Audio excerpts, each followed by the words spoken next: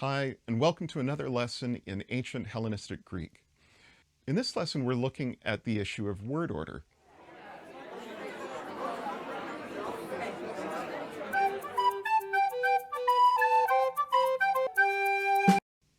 Very often when we start learning Greek, we hear something like, Greek word order doesn't matter. And actually, in a lot of cases, it doesn't.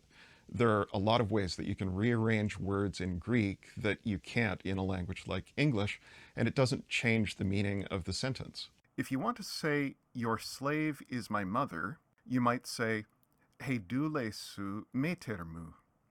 But you could also say, mu meter su heidule. Or I could say, meter mu heidule su. No matter which arrangement I choose, those words together mean the same thing. Your slave is my mother. This can be pretty disorienting for English speakers who are used to assuming that the different parts of a sentence will come in a very specific sequence. So you might hear emphatic statements that in ancient Greek, the order of the words doesn't matter at all. But that isn't quite true. There are some situations, even in Greek, in which word order really does matter. Let's take a look at some of them. To begin with, a definite article always comes before the nominal it modifies.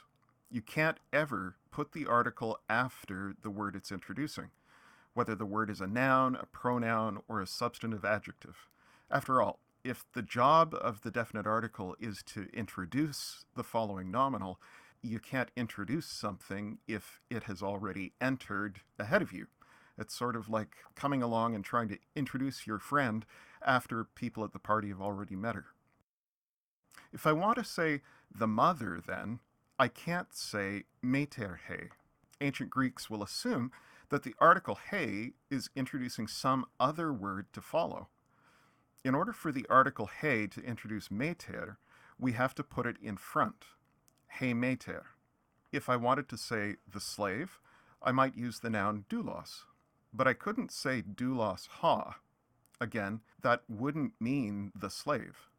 An ancient Greek would think this meant a slave without the article, and then they'd assume that the definite article ha introduces some following word. If we want to say the slave, we'd have to move the article in front, ha doulos. Wherever it comes in the larger sequence, if a phrase involves a nominal introduced by a definite article, in other words, if that nominal phrase is definite, then the article has to come ahead of the noun, the pronoun, or the adjective that it modifies. A second, very strict rule of word order is that the article nominal zone belongs to its nominal. Now, that's probably going to sound pretty obscure, so let me explain what I mean. Although the article has to come before the lead nominal, other words can come in between them.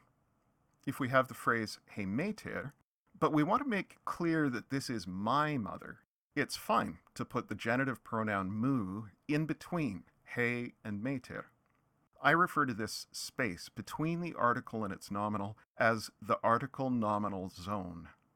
But not just any words can appear in this article nominal zone.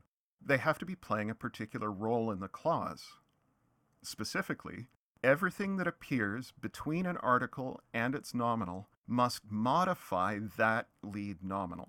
This is actually a really helpful rule when it comes to sorting out a Greek sentence. To see why, let's imagine first that we put that genitive pronoun mu after the words he meter. He meter mu is still a perfectly fine way to say my mother. In that position, though, mu might not be telling us more about he meter at all.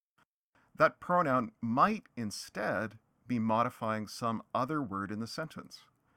It might be telling us more about some word to follow, or it might even be telling us more about some word that came earlier in the sentence. Again, word order can't tell us these things. But if we move mu into the article nominal zone, in between he and meter, then the meaning becomes much clearer. In between the article and its nominal, that pronoun mu has to be modifying the nominal meter.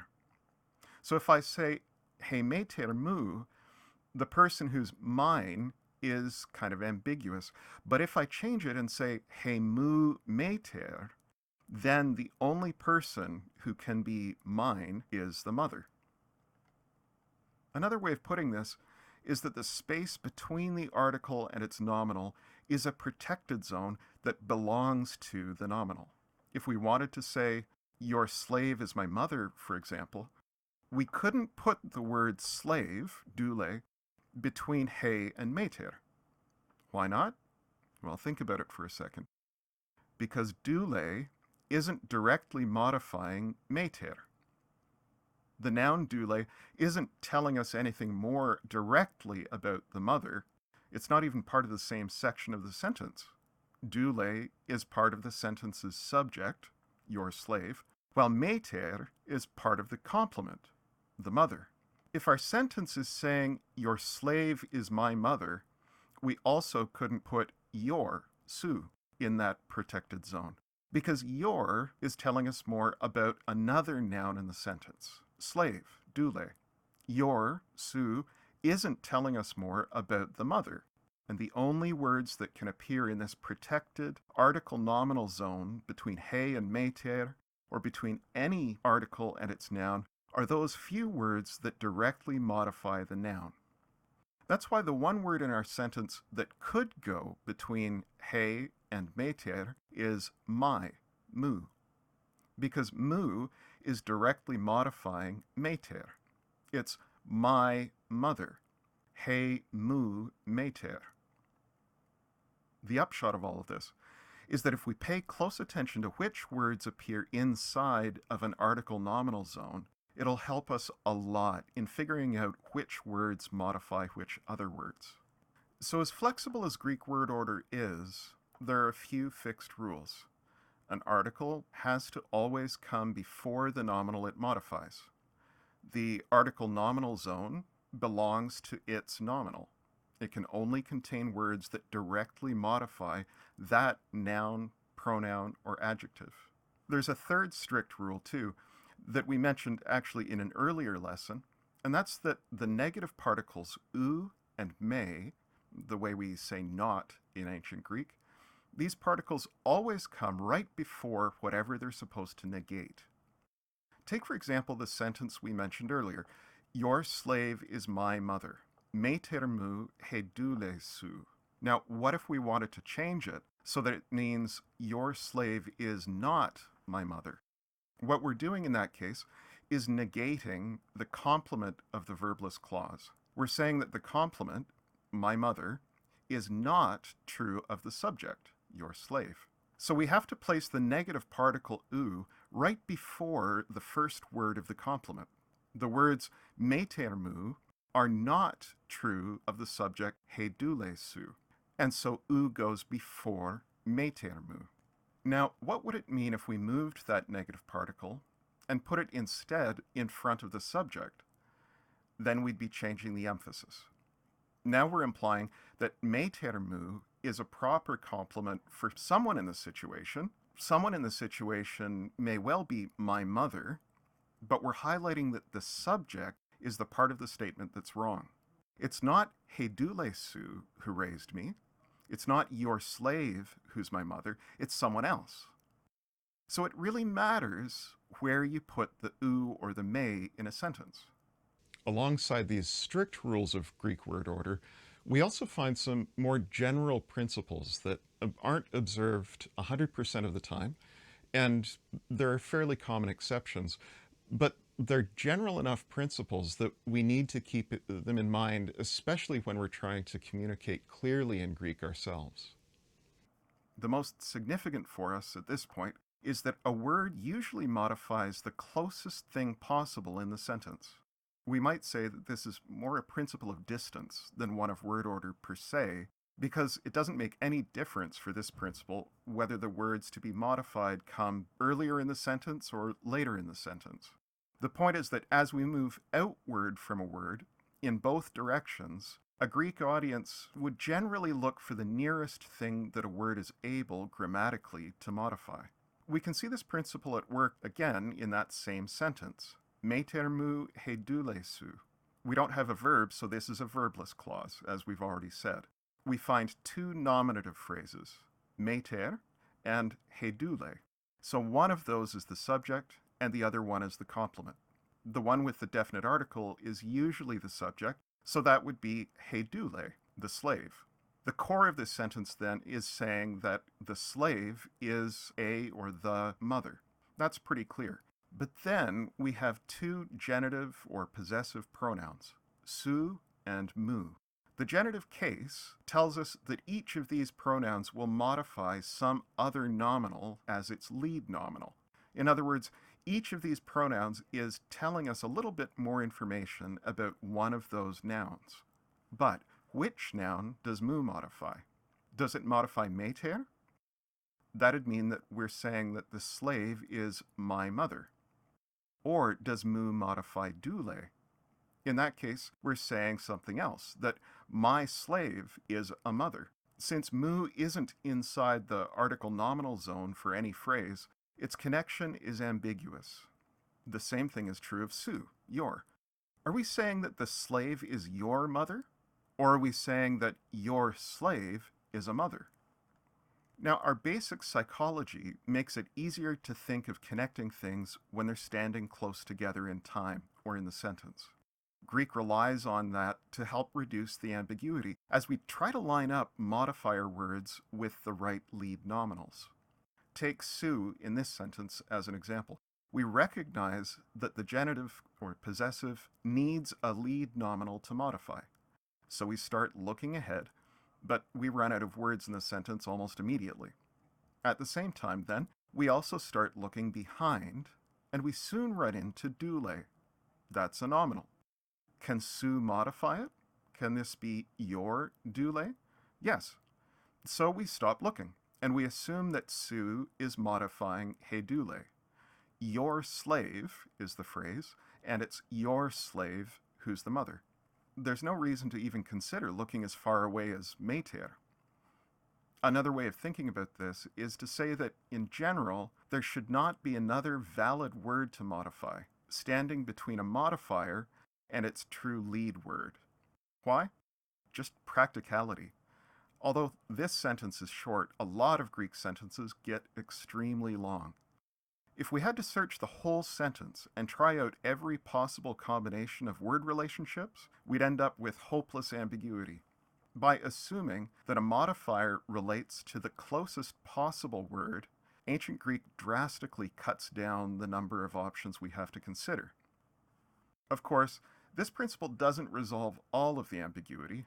Take, for example, the genitive pronoun mu. If we look both directions from this modifier, ahead and behind, we find a possible lead noun in each direction. Neither direction has natural precedence. We can't just default to assume it modifies what comes before, and we can't default to assume it modifies what comes after. So which is it that I want to say is mine? There's some ambiguity here, but fortunately, we can often resolve that ambiguity by trying out each option and just asking which makes more sense. In this case, it's fairly clear that mu is giving us more information about the meter. The sentence is telling us, your slave is my mother. The my tells us more about the mother. In other cases, though, the sentence structure will still be less than clear, and sometimes there are significant arguments about the meaning of a text based on the question of which lead noun is modified by one of these genitive modifiers. The second loose principle of Greek word order is really a byproduct of that first principle. In a verbless clause, subject and complement generally don't mix. The words that make up one side of the clause generally don't get mixed up together with the words for the other side. Take, for example, our sentence, meter mu hedule su. Your slave is, again, my mother. We can insert the implied verb is here right in the middle. On the one side, we have all the words that make up the subject, dule su. All of the words that make up the complement are on the other side of that implied verb, meter mu. If we were to move a word from the complement and put it in among the words for the subject, the sentence is going to immediately become much harder to understand. Why? just because it's too easy to get confused about which word goes where, which word modifies which. Remember that subject and complement are often both nominative, so you can't tell them apart based on their case. They're also very often the same gender and number. So if we're going to keep modifiers close to their lead nominals, and if we're going to avoid putting seemingly possible alternative words in between and confusing our audience, the subject, with all of its modifiers, and the complement, along with all of its genitive phrases and adjectives, each one is naturally going to stay separate. So if mu is sitting between hedule and su, how are we supposed to know that it actually modifies the complement word meter? It seems more natural for it to modify the closest possible noun, hedule. When we mix the subject and complement like this, it's often just too easy for our audience to get confused about what role words are playing in the sentence. Now, once again, this isn't a strict rule. And later on, we're going to see situations where this kind of mixing can actually work just fine. For now, though, we'll try to keep subject and complement separate. And in general, that's the way ancient Greek clauses work. It's still true that Greek word order is extremely flexible, especially when you compare it to a language like English. The ancient Romans often stereotyped Greeks as relaxed, self-indulgent, and undisciplined, kind of like hippies. That might not have been fair in general. Actually, it's probably not fair of hippies either. But that's not a bad description, actually, of the Greeks' attitude to word order. To avoid total chaos, then, they did follow these 3 strict rules. An article always comes before the nominal it modifies. Second, the article nominal zone belongs to its nominal. And third, the negative particles u and me come right before what they negate. And ancient Greek also tended to follow these 2 looser principles of word order. First, that a modifier relates to the closest word possible, and second, that in a verbless clause, subject and complement generally don't mix. The flexibility of Greek word order actually allows for subtle nuances of emphasis that are really rich. These 3 rules and 2 principles just ensure that it won't dissolve into meaningless word salad. Thanks for watching. I'm Ian Scott, and I'm Associate Professor of New Testament Studies at Tyndale Seminary. We're a trans-denominational graduate school of theology in Toronto, Canada. This video was produced as part of my web app called Paideia, an interactive space for learning the Hellenistic Greek of the New Testament and other early Jewish and Christian writings, as well as the whole Hellenistic world. If you haven't tried out Paideia, you can find the app at learngreek.ca/Paideia. You can find the whole playlist of my Greek videos by clicking the link here. And if you appreciate free learning resources like this, don't forget to click the like button below and subscribe to my channel.